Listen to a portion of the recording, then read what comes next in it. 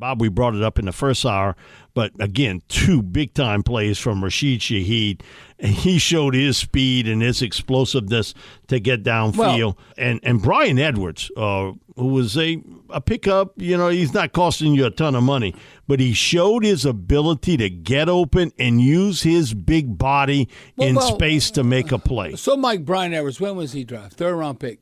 I guess you wouldn't call him a bust, but it's on the verge. He's been on a roller coaster. Yes, big time. Now, the way he looked today, he looked legit. When you look at it, he looks the part. I mean, and if Derek Carr trusts him at 6'3", 215, no, he looks like can get yards after the catch, can get all the yak. But Rashid Shaheed, he looked like not a kickoff or punt returner or a special teams guy trying to play receiver.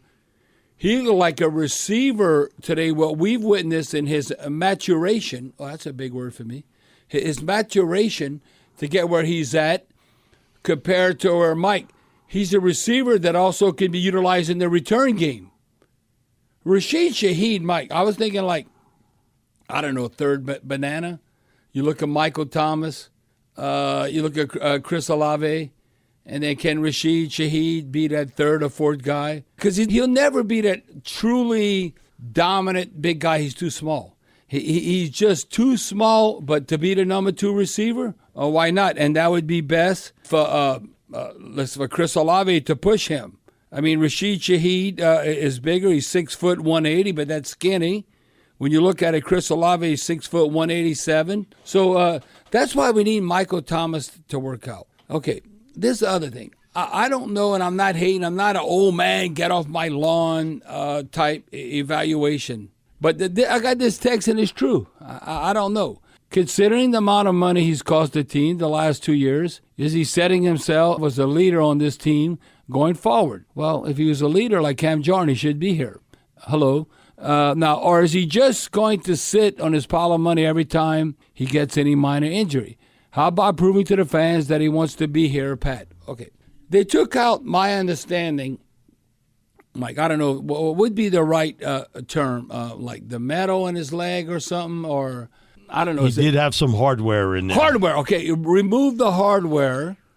Okay, right now, what he's earning in New Orleans, hell yeah, he should live here year-round. He should never leave here. You can live whatever you want after you finish. But right now, to be a leader and lead the young receivers and Derek Carr coming into the fold, you know what he needs to do? Now, we only get to witness practice last Tuesday, and today on Tuesday, we're going to get the last practice, OTA, we're going to get to witness next Tuesday before the mandatory minicamp. Now, that's all we can witness. But Michael Thomas should be here, should do the rehab here, all that. I don't care if you're on the sidelines. Okay, I know the offense. No, but you have to look at other guys. Don't be so selfish. You're on the sidelines. Say you're playing pitch and catch. They're doing special teams drills. How about you just catching the ball from the quarterback? So as the media members, we all can look at that. Oh, Michael Thomas was there. You know, we see him talking to the young receivers, trying to get them better. No, it's such a selfish act by Michael Thomas not being in New Orleans, considering how well we've compensated him. Like, what the hell? What's up with that? Come on, dude. You need to be here for the best interest of the team. Because I'm telling you right now, we need Michael Thomas. You're a different offense when he's out there. We don't have no alpha dog as far as just look what he did to close out the Falcons game in the fourth quarter in Atlanta. I'm talking about that. You might, we got Chris Olave. Chris Olave is little. He's not strong enough. And Mike, the guy maybe that we were counting on, now, was he even there today? I don't think they threw him a pass. A.T. Perry, okay, the rookie from Wake Forest. Now, he looks the part. Mike, now, he's like 6'5", 6'6", whatever. He's a big time, looks like a big receiver. They threw him the ball 5 times, 4 of them. And it was tough catches, but that's the catches Michael Thomas makes. I wonder if Michael Thomas knows how much leverage he has, and then he takes advantage of the organization. But why take advantage of the organization? You already got paid. How about be a good team player? That's why Cam Jordan's almost too good to be true. Cam Jordan might be, in this day and age and in Saints history, the most ultimate Saints player ever. Mike, I couldn't disagree with how you. he loves football. He wants to be there. He would play 90% of the times. He never would have missed a game if they wouldn't have kept him out because of COVID. Or remember his broken eye socket. Eye socket when he broke his eye. He'd have played every game. If you have a bunch of Cam Jorns, that's what you need. But you can't make nobody be like. You can't make Marcus Davenport be like that. I go, look, we just got rid of Marcus. And we don't know enough about Peyton Turner. We do know one thing: Turner. he gets hurt all the time. Now, when he plays, he's something. Peyton Turner can have a game, and he plays. He has 2 sacks, and then he's hurt. He's celebrating. He gets rolled up. You say, well, it's just bad luck. But I don't know. When he was at Houston, I seen Houston play Tulane. I want to talk about He was never dominant. I never talked about Peyton Turner being dominant. Now, you get a skill set like with Marcus Davenport at Texas San Antonio. Okay, Marcus Davenport. He would blow up tackles and pick them up off their feet. It was like, oh, man. It's not a question of talent with Marcus. No, and then he's going to miss 6 weeks. I don't know. This is tweak. I'm not 100%. You know what's going to take me off if Marcus Davenport plays the whole season for the Vikings and he don't get hurt and he has about 14 sacks? Now, it wouldn't surprise me. That would not shock me one bit. That's why what's between the ears, even though Cam Jordan went to Cal Berkeley, you might say he was kind of weird how he treats people in interviews and all that. But that's just his personality, though. No, Cam Jordan. I mean, his dad has to be proud of him. Steve Jordan played tight end with the Vikings. Oh, let me tell you, he needs to be proud of his son because he raised an individual that goes about the right way. Mike, Cam Jordan, I'm telling you, in Saints history, and I'm talking about the Dome Patrol and everything, Cam Jordan answering the bell is almost too good to be true. Holly wants to be part of the team because I love football. Okay, you might say, you look at all these OTAs, you say, well, Cam's out there. Where is this all guy? You look at the list. And it's voluntary. And you look at the guys that are not here.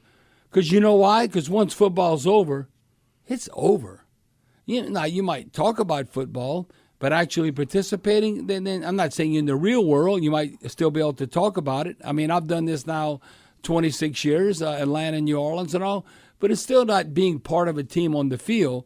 And that's why Cam Jordan's taking advantage of that. How can you not respect Cam Jordan? I'm going to bring this up to Alontae Taylor. Marshawn Lattimore was not in attendance today, neither Bradley Roby or Paulson Adebo. But Alontae Taylor goes to show, man, you talk about you looking at a big-time player here. He played outside. He played in the slot. Wherever they want him to play, Alontae Taylor can play. And he's a guy that I think is something without special. Without a doubt. He's something special. I think Alontae Taylor is right there with Marshawn Lattimore. Marshawn Lattimore has more experience, but Alontae Taylor, I think he's surpassed, even with all their NFL experience, Paulson Adebo and Bradley Roby. And I think we need all of them. We need all of them to compete at a high level.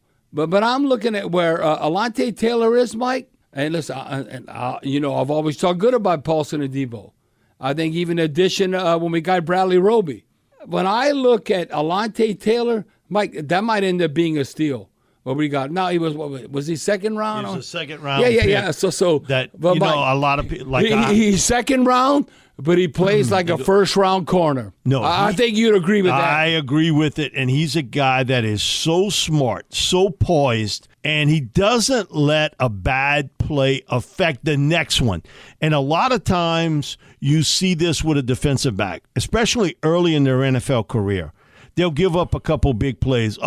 It's not about talent. It gets in between their head. Man, that never happened to me in high school or college. And then you start questioning yourself a little bit. The one thing with Alontae, he's got amnesia. Well, okay, one bad play, he can wipe it off, and he goes to the next one. Well, I give the Saints scouting department a lot of credit with Alontae Taylor because, Mike, he's a dog. He's an alpha dog. He's a leader, young leader on this team. Yes, and that is a good thing. I think the one thing with the whole Saints organization, they have to realize that what they have in Jeff Ireland. You might say, you might disagree and all that. You know, I could be batting 1,000. But Jeff Ireland, that's why I like where our team is at going to this decade, because you go decade to decade, and now we're in 2023. But so look at the next handful of years. As long as Jeff Ireland's around, I think we're in the hunt.